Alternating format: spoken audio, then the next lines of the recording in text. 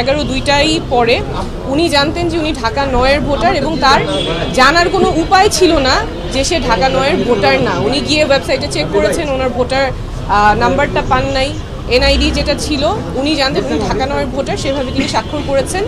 আরেকজন যার ব্যতিক্রমে এসেছে তার কাছেও যে হার্ড কপি আছে এনআইডির, সেই এনআইডির ঠিকানা অনুযায়ী উনিও ঢাকা 9-এর ভোটার, কিন্তু নির্বাচন কমিশনের কাছে তথ্য আছে যে তিনি ঢাকা 9-এর ভোটার না, সেটাও তার জানার কোনো উপায় ছিল না।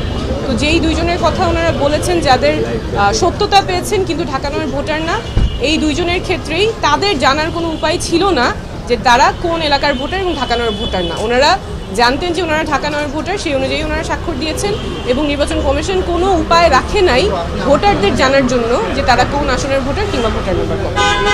আচ্ছা, আপনি তো করবেন নিশ্চয়ই, আপনি করার পরে আপনার যদি অভিযোগের বিরুদ্ধে ঘোষণা হয়, যেহেতু আপনি এনসিপি থেকে পদত্যাগ করেছেন, আপনি কতটুকু আশাবাদী আসলে সত্যভাবে নির্বাচন যে করছেন বিজয়ী হওয়ার ক্ষেত্রে? অবশ্যই আশাবাদী বলেই তো আমরা মাঠে আছি।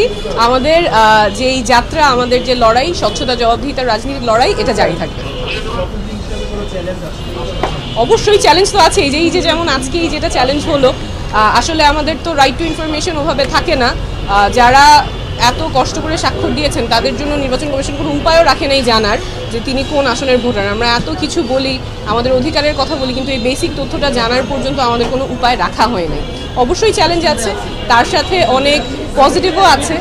আমাদের যেহেতু দল থেকে না হয়ে স্বতন্ত্র যাচ্ছি, মানুষ একেবারেই খুব কাছে থেকে অনেক ভালোবাসা দিচ্ছে, তো অবশ্যই পজিটিভও আছে।